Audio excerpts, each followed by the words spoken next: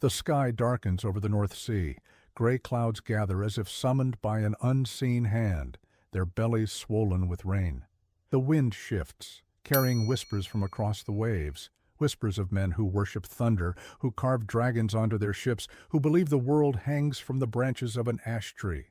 These are the Northmen, and their gods are coming south. Before we begin this journey into the Viking Age, tell me in the comments, where are you watching from? It's always fascinating to see our community of history lovers spread across the world. And if you're new here, don't forget to subscribe and enable notifications. Every subscription helps us keep exploring the real stories behind the legends. Now let's begin. In the Christian kingdoms of early medieval Europe, the old ways were fading. The cross had spread across the continent, replacing ancient traditions with the word of a single God. In England, Francia, and the shores of the Irish Sea, kings and nobles prided themselves on their piety, on the monasteries they built, on the priests who whispered in their ears.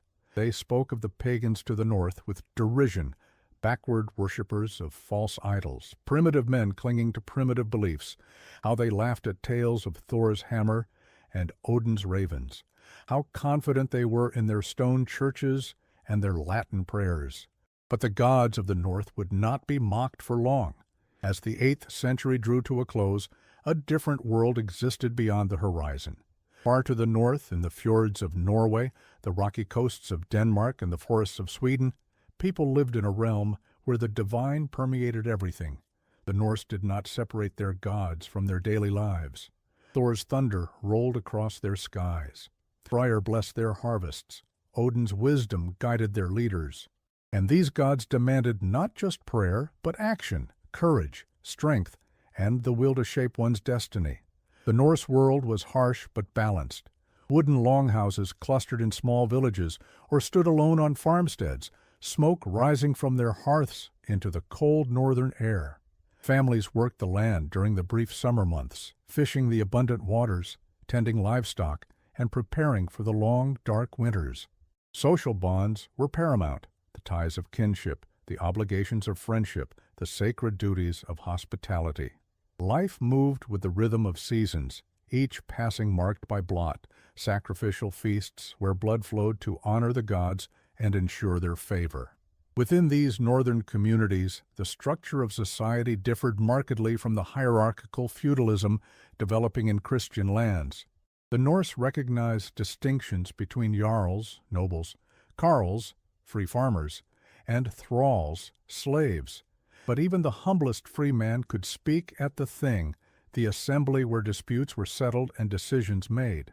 A man's worth came not from titles bestowed by distant powers, but from his demonstrated abilities, his wealth, and the respect he commanded from his peers. Even kings ruled more by consensus than by divine right, their authority contingent on success in war, fairness in peace, and generosity to followers. Religious practice in this world bore little resemblance to Christian liturgy. While special sites existed, sacred groves, temples called hofs, the great temple at Uppsala, with its golden chain gleaming across 9 acres, worship happened everywhere. The gods were immanent in the world, not transcendent above it. Every hearth honored house spirits, every field had its local deities, every forest contained hidden powers. The boundaries between the divine and mundane remained permeable, with certain humans, vulva seeresses, Galdr chanters, cedar practitioners, able to cross between worlds through trance and ritual. At the heart of this society stood its technology, not grand like Roman aqueducts or Byzantine churches, but ingenious in its adaptation to the northern environment. The Norse were master craftsmen, working wood, iron, and precious metals with exceptional skill. Their jewelry displayed intricate knotwork. Their weapons were both beautiful and deadly, and their buildings, though simple, were perfectly suited to withstand the harsh northern climate. But it was the longship that truly embodied Norse ingenuity, a vessel so perfectly designed it seems almost impossible in retrospect. The longship was revolution made manifest in wood and iron, shallow-drafted, yet ocean-worthy, flexible yet strong. It could navigate both the deepest seas and the shallowest rivers. Its symmetrical design allowed it to reverse direction without turning, to beach directly on shores and launch quickly back into water. The iconic dragon-headed prow cut through waves while striking fear into those who saw it approaching. These vessels transformed the Norse relationship with distance itself. Suddenly, nowhere was truly far. The sea was not a barrier, but a highway, and the Norse were its masters. The creation of these ships represented the pinnacle of Norse craftsmanship. Skilled shipwrights selected trees with naturally curved trunks for the stems and keels, ensuring the greatest possible strength. Using axes, adzes, and augers with remarkable precision, they shaped each plank to fit perfectly against its neighbors. The overlapping strakes were fastened with iron rivets, the gaps sealed with tarred wool or animal hair. The resulting hull was light enough to be carried over portages, yet strong enough to withstand ocean storms. A single large sail of woven wool, often striped in vibrant colors, provided power when winds were favorable, while rows of oars allowed progress, even in calm conditions. These technological achievements rested on generations of accumulated knowledge. The Norse understanding of wood, iron, and naval design had evolved through centuries of trial and error, passed from master to apprentice, father to son. Their metalworking showed similar sophistication, pattern-welded swords with multiple layers of iron and steel folded together for optimal combination of hardness and flexibility, decorative items with precision inlays of silver, copper, and gold. This was not a primitive culture. It was one that had developed extraordinary expertise in the areas most relevant to its survival and expansion. What drove these people outward? For generations, historians spoke simply of bloodlust or overpopulation. The truth, as always, is more complex. Climate shifts in the north meant growing pressure on limited arable land. The consolidation of power under ambitious kings pushed free farmers to seek fortunes elsewhere. Trade networks revealed the wealth of southern lands, and yes, the Norse cultural emphasis on fame, glory, and proving oneself through bold action played its role. But perhaps most significant was the simplest factor: they could. The longship made the impossible possible. The world had suddenly shrunk, and opportunity beckoned. The Norse expansion began gradually, almost imperceptibly. Long before the first documented raids, Norse traders had established contact with the British Isles, Frisia, and the Baltic regions. Archaeological evidence shows Norse goods appearing in foreign markets, foreign goods making their way back to Scandinavia. These early contacts were generally peaceful, commerce rather than conflict, but they provided crucial knowledge: maps of coastlines, understanding of tides and currents, awareness of wealthy, often poorly defended settlements. When the expansion shifted from trade to raid, it did so with the benefit of accumulated geographical intelligence. The cultural impetus behind expansion reveals much about Norse worldview.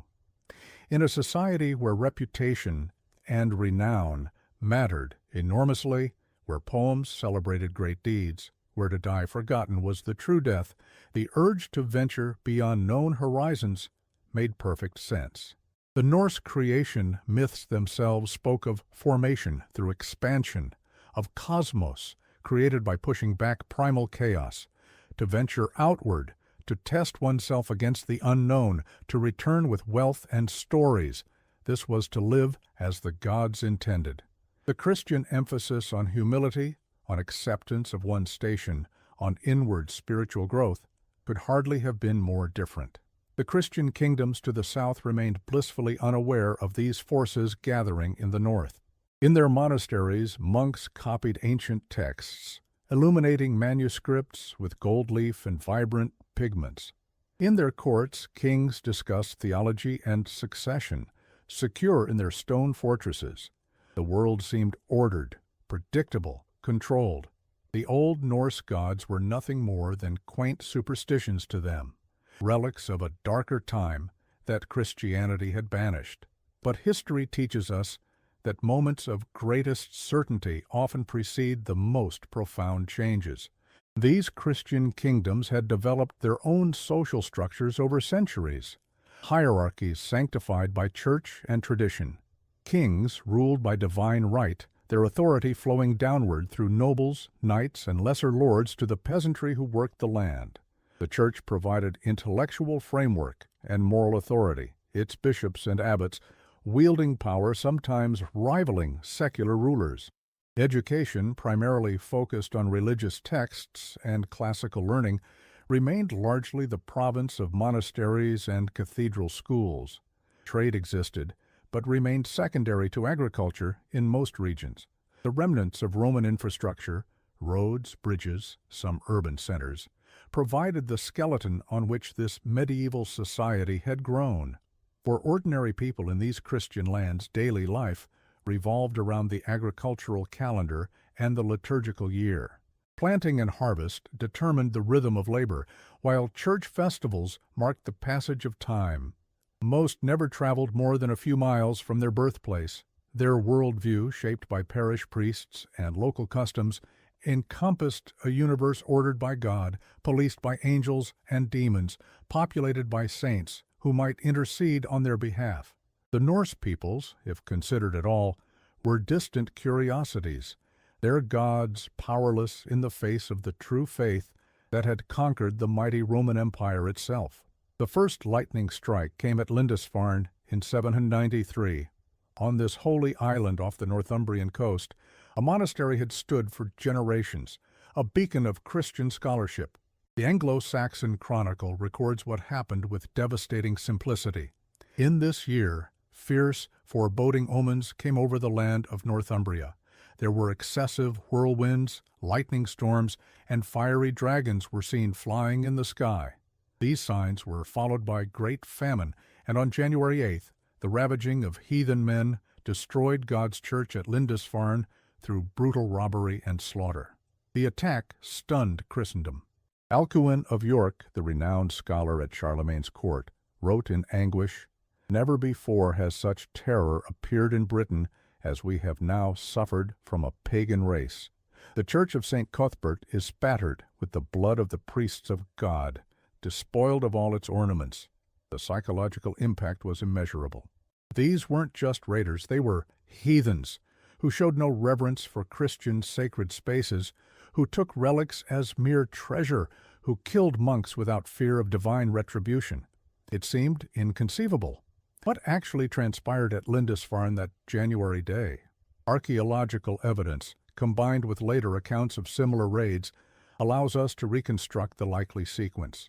Norse ships would have appeared suddenly, taking advantage of wind and tide to achieve surprise.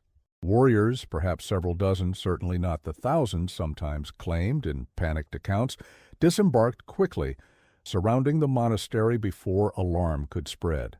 The monks, unarmed and unprepared, could offer little resistance. Some were killed outright, others taken captive for ransom or slavery.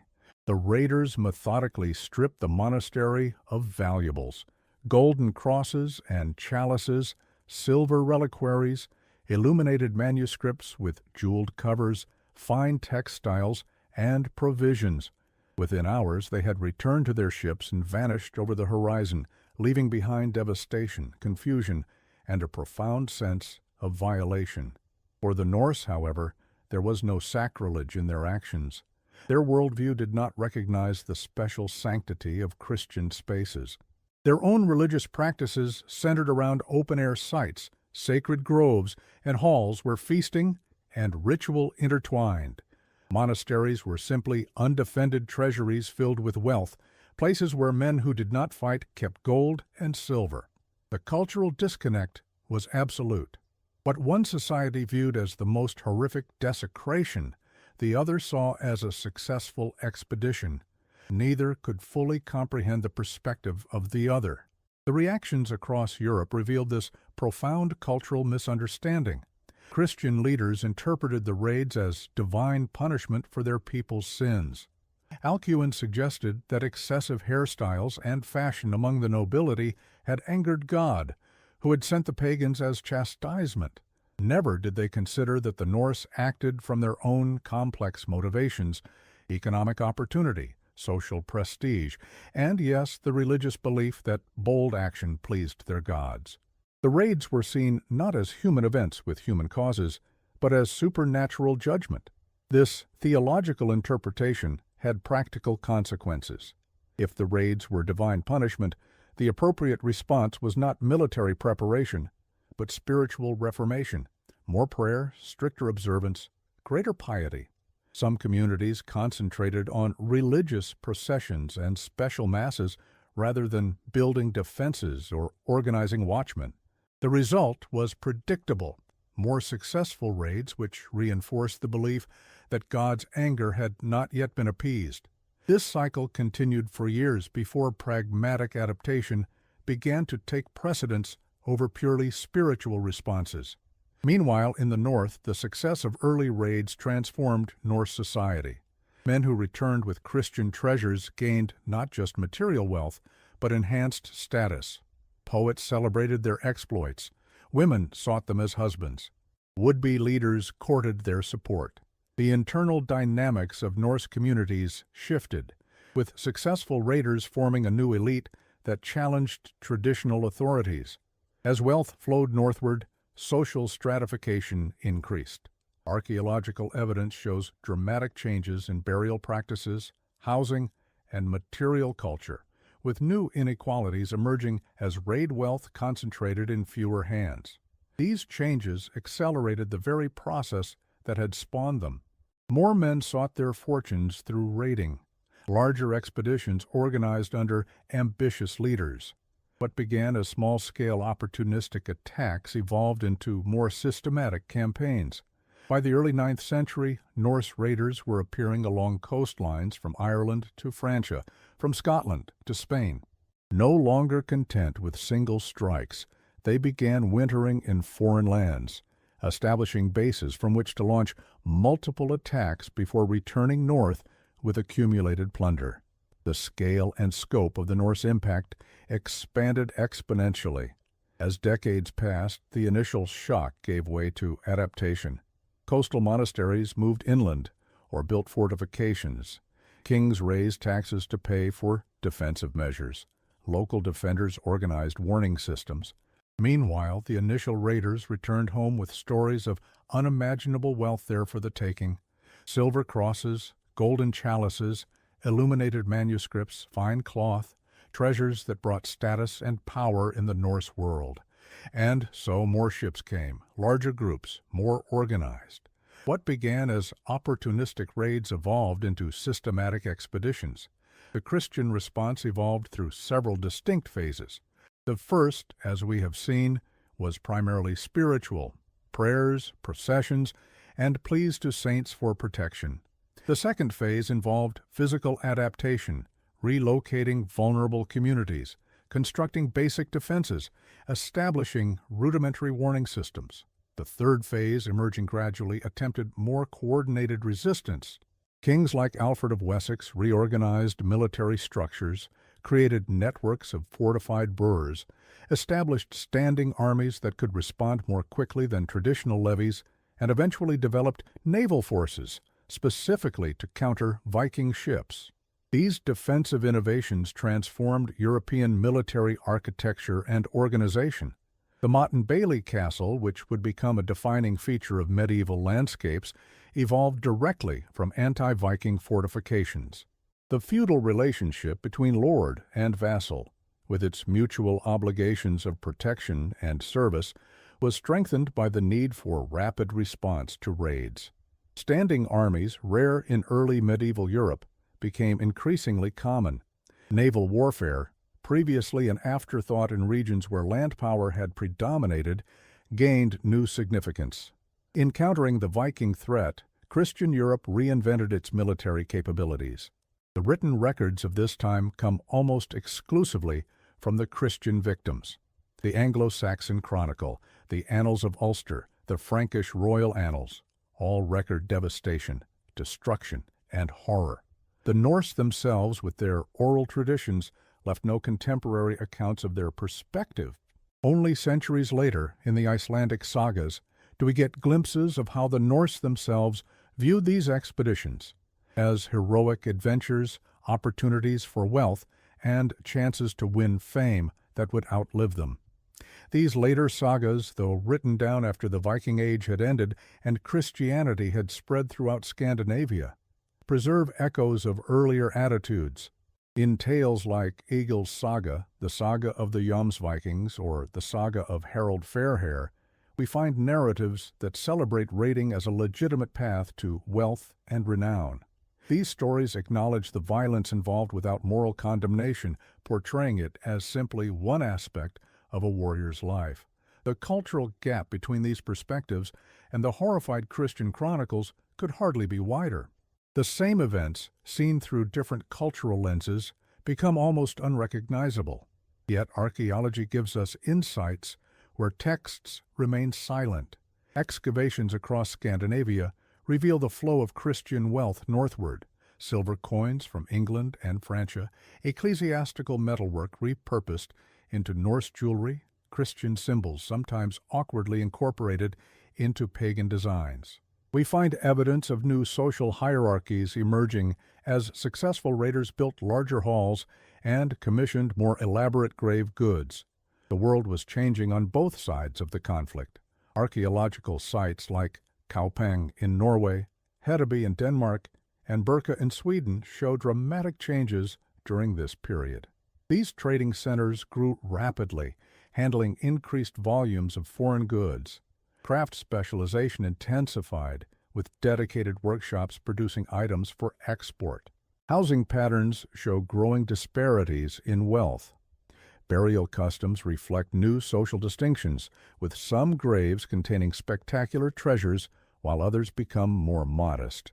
The relative egalitarianism of earlier Norse society was giving way to more pronounced stratification, directly linked to the raid economy and the wealth it generated for successful participants.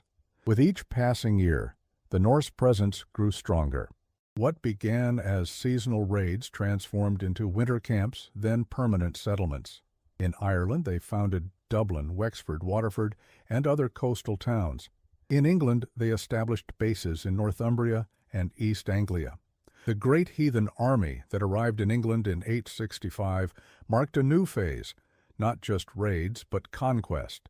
The kingdoms of Northumbria, East Anglia, and much of Mercia fell under Norse control, becoming what history would call the Danelaw. The transformation from raid to settlement reveals a crucial aspect of Norse expansion, often overlooked in dramatic accounts focused on violence. While warriors dominated the initial contacts, the subsequent settlements included farmers, craftsmen, traders, and families. Archaeological evidence from Norse settlements in England, Ireland, Scotland, and elsewhere shows not just military camps, but functioning communities, houses, workshops, fields, markets. Women's grave goods appear, children's toys, and remains are found. What began as male-dominated military ventures evolved into transplanted communities, bringing Norse cultural practices, social structures, and beliefs to new territories. These settlements created unprecedented situations of cultural contact and exchange. In regions like the Danelaw, Norse and Anglo-Saxon communities existed side by side, initially hostile, but gradually developing mechanisms for coexistence. Markets served both populations. Legal systems incorporated elements from both traditions. Marriage between communities, though initially rare, became increasingly common. Children grew up speaking both languages, practicing hybrid customs, navigating between cultural worlds. The sharp distinctions that had seemed so clear during the initial shock of contact began to blur through daily interaction and practical necessity. The cultural exchange went both ways, though unevenly at first. Norse settlers in Christian lands gradually adopted aspects of local culture, styles of dress, agricultural techniques, architectural elements. Most significantly, many began to convert to Christianity, though often maintaining elements of their Norse beliefs alongside the new faith. This syncretism created fascinating hybrid practices, visible in burial customs and artwork that blended Christian and pagan elements. The Christian kings who had once laughed at Thor now found themselves ruling over subjects who carried Thor's hammer pendants alongside Christian crosses. Evidence of this syncretism appears throughout former Viking territories. In the Isle of Man, stone crosses feature both Christian symbols and scenes from Norse mythology. In York, excavations have revealed Christian churches with distinctively Norse decorative elements. Grave goods sometimes include both Christian crosses and Thor's hammers, suggesting individuals hedging their spiritual bets or families honoring diverse traditions. Place names across northern England, Scotland, and Ireland mix Christian saints with Norse deities and heroes. The cultural boundaries, once seemingly impermeable, had become remarkably porous. For the Christian kingdoms, the Viking incursions forced profound adaptations. Alfred the Great of Wessex created a system of fortified boors across his kingdom, reorganized the military, and built England's first naval force specifically to counter Norse raids. In Francia, the threats led to increased centralization of power and accelerated the development of feudalism as local lords promised protection in exchange for loyalty and service. Walls rose, power consolidated, society militarized. The laughter had long since died away. Alfred's response to the Viking threat deserves particular attention, as it represents perhaps the most comprehensive and successful adaptation by any Christian ruler. Beyond military innovations, he launched cultural and educational initiatives designed to strengthen Anglo-Saxon identity and resistance. He commissioned translations of key Latin texts into Old English, promoted literacy beyond the clergy, reorganized the legal system, and fostered a sense of English nationhood previously absent. In facing existential threat, he catalyzed developments that would shape English society for centuries. The very concept of England as a unified entity owes much to Alfred's response to Norse invasion. Across the Irish Sea, different patterns emerged. Ireland's political fragmentation, with numerous small kingdoms and no overarching authority, made coordinated resistance difficult. Norse settlers established coastal trading towns that functioned almost as independent city-states, developing commercial networks while remaining distinct from the rural Gaelic society surrounding them. These towns, Dublin most prominently, became important economic centers connecting Ireland to wider trading networks. The relationship between Norse and Gaelic populations evolved through cycles of conflict, alliance, and intermarriage, creating a hybrid Norse-Gaelic culture visible in art, language, and social practices. In Francia, the Viking threat contributed to the fragmentation of Charlemagne's empire as local authorities took defense into their own hands when central government proved ineffective. The most dramatic adaptation came in 911, when Charles the Simple granted territory at the mouth of the Seine to a Norse leader named Rollo, creating what would become Normandy. This pragmatic compromise, trading land for peace, transformed a band of raiders into stakeholders in the existing order. Within a few generations, these Northmen had adopted Frankish language, culture, and religion, while retaining their martial vigor and organizational skills, a combination that would prove world-changing after 1066. Perhaps the most profound change came in how Christian Europe understood itself in relation to the pagan world. The initial shock of the raids had led many to question God's protection. If heathens could desecrate the holiest places with impunity, what did that mean for Christian claims of divine favor? The theological answer developed over generations. The Vikings were not evidence of Christianity's weakness, but a test of its strength, a trial to be overcome, after which the true faith would emerge triumphant through the conversion of the pagans themselves. This reframing of the Viking threat as spiritual opportunity gained strength as Norse conversion increased. Each pagan who accepted baptism confirmed Christian confidence in eventual triumph.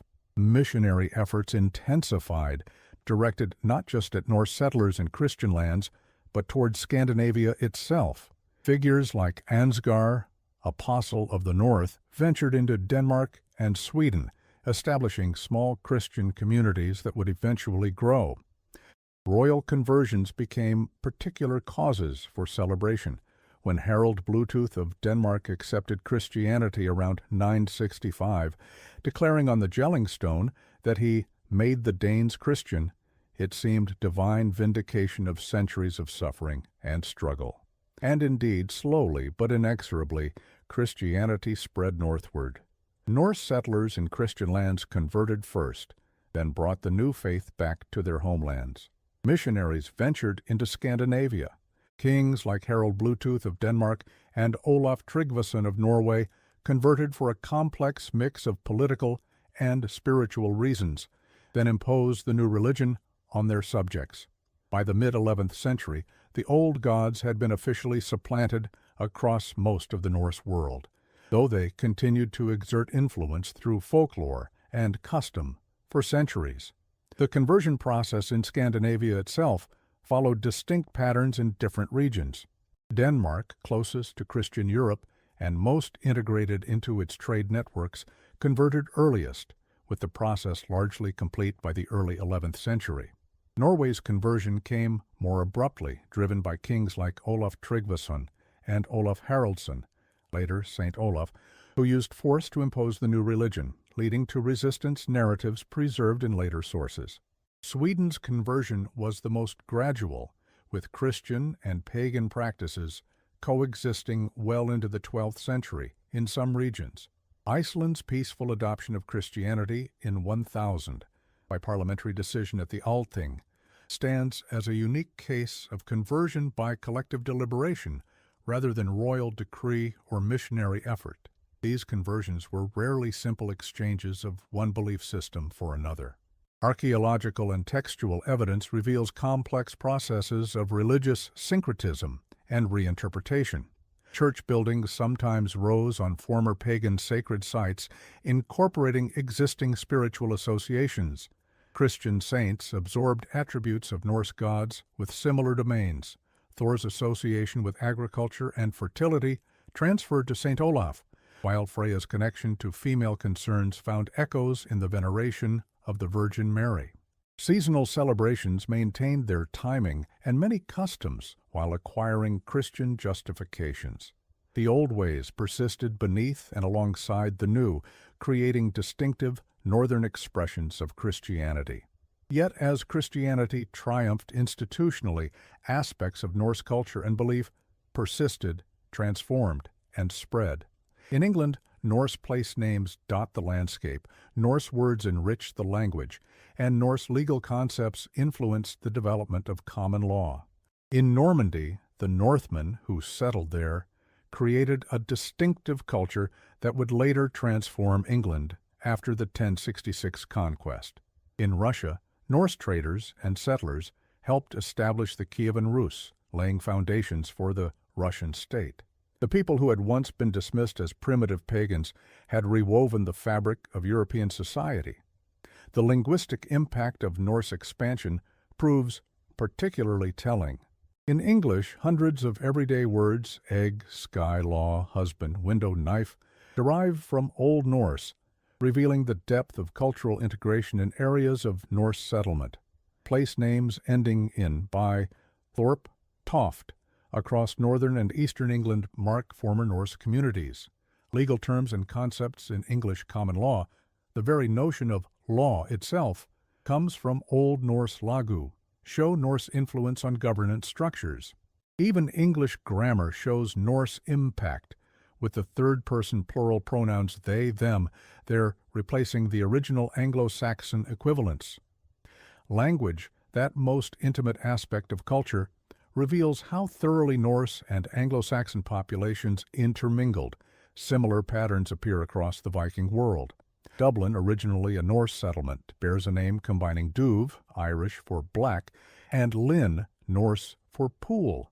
Russian political terminology includes words of Norse origin, reflecting the role of Varangian, Swedish Viking leaders, in early Russian state formation. Normandy's distinctive dialect developed from the interaction of Norse settlers with local, Frankish-speaking populations.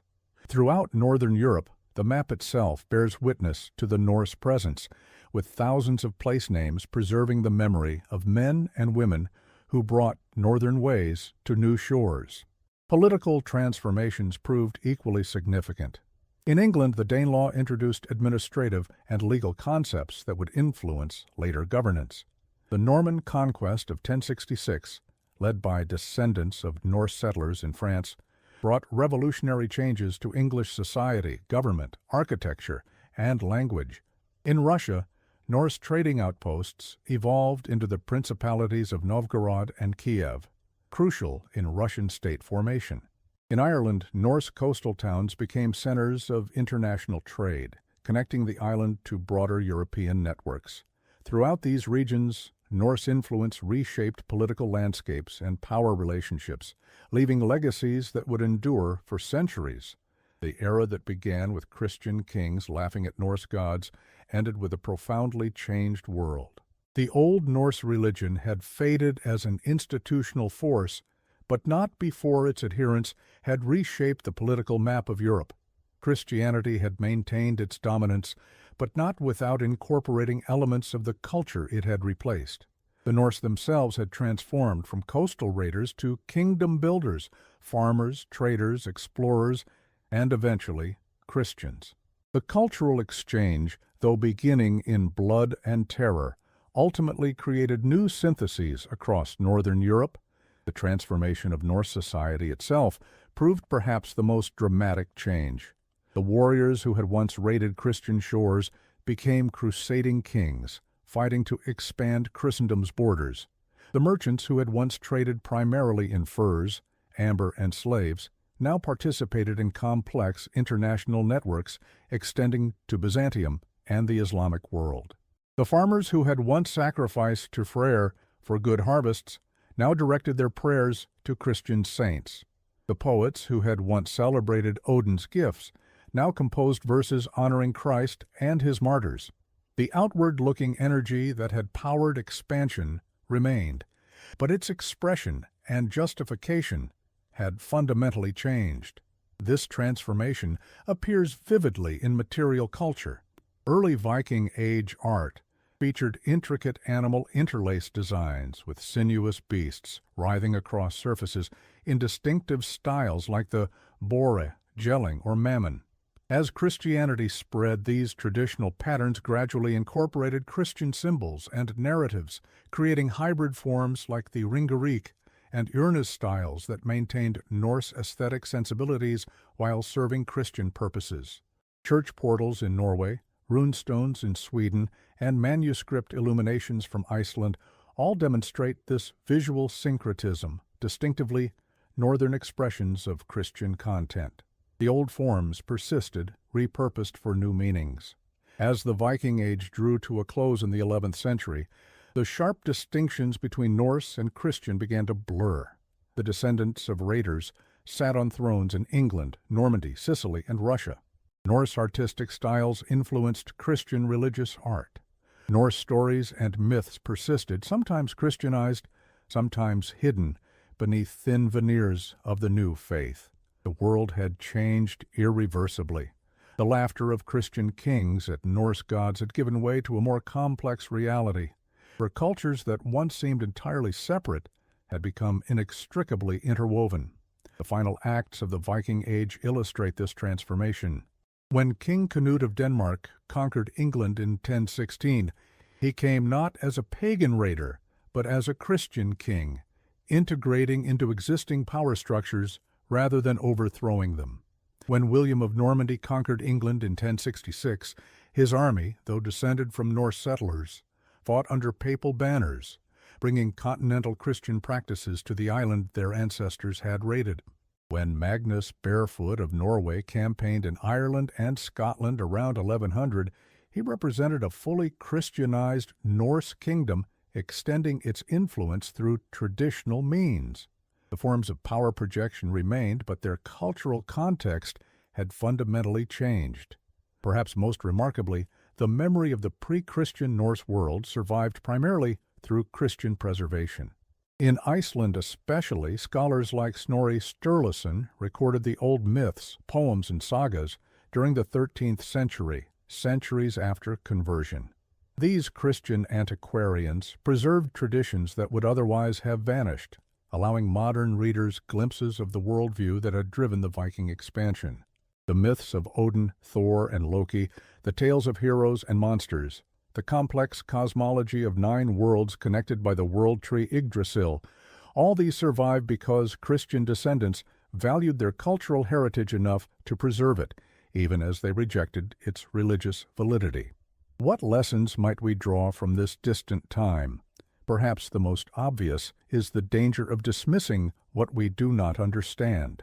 The Christian kingdoms that mocked Norse beliefs found themselves utterly unprepared for the determination and capacity of the people who held those beliefs.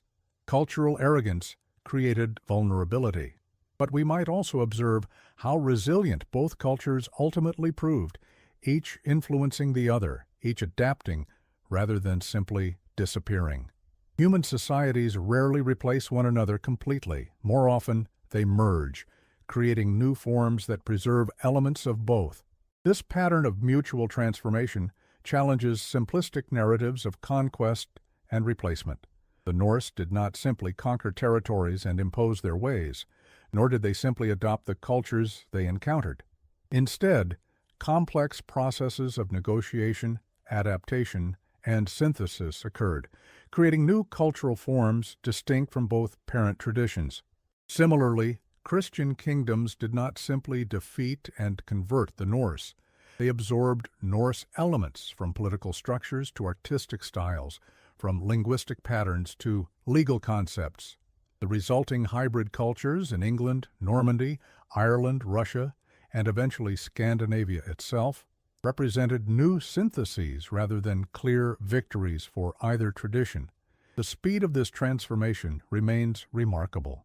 In just 3 centuries, Norse society moved from relative isolation to international engagement, from pagan polytheism to official Christianity, from primarily subsistence farming to participation in global trade networks, from oral tradition to written literature, from tribal organization to kingdom building. Few societies in history have undergone such rapid and comprehensive change while maintaining cultural continuity. This adaptability, this capacity to incorporate external elements while preserving core identity, perhaps represents the most significant Norse cultural trait, one that ensured their influence would long outlast their military power. The legacy of this time surrounds us still, though we rarely notice it. When we say Thursday, we invoke Thor's Day. When we celebrate Christmas, we participate in a holiday whose timing and many customs have roots in pre-Christian midwinter celebrations. Norse myths continue to inspire literature, film, and popular culture. The democratic traditions of Iceland's Althing, the oldest parliamentary body in the world, grew from Norse governance practices. And throughout Northern Europe, place names, linguistic patterns, and genetic heritage all testify to this period when Christian kings stopped laughing at Norse gods and began the long, complex process of cultural integration. Modern genetic studies confirm what historical and linguistic evidence suggests. Substantial Norse genetic contribution to populations across Northern Europe, particularly in areas of heaviest settlement like Northern England, Scotland, and Eastern Ireland. Family names beginning with Mek or Mac, followed by Norse personal names, MacIvor, Macaskill, Macaulay, testify to intermarriage between Norse men and Gaelic women in Scotland and Ireland.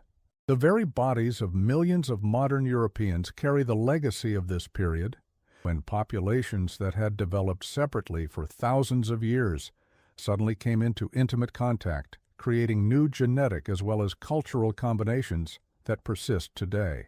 As we look out across the modern landscapes of England, Ireland, France, and Scandinavia, it can be difficult to imagine the world as it was then, a world where beliefs collided with violence, where cultures that had developed separately suddenly crashed together, where the old and new struggled for dominance. But in the church architecture that sometimes incorporates Norse decorative elements, in the crosses that sometimes bear interlacing patterns, reminiscent of Norse art. In the very languages spoken across Northern Europe, we can still see the evidence of this momentous encounter. When Christian kingdoms learned that the gods of the North, whether real or imagined, commanded believers whose impact on history would be undeniable. The skies over the North Sea are still gray, the winds still blow, but the ships that cross it now bear different cargo, different purposes, different beliefs. The laughter of kings has long since faded into silence. The hammer of Thor no longer strikes terror into Christian hearts. But the world they all helped shape continues, evolving always, carrying forward the endless human story of conflict, adaptation, and ultimately, transformation. The gods that once drove men across wild seas to distant shores have themselves been transformed, from living beliefs into stories, from divine powers into cultural memories. Yet in those memories, in those stories that still captivate us more than 1,000 years later, something of their power remains, a distant thunder echoing across time, reminding us of an age when the gods of the North came south, and nothing would ever be the same again.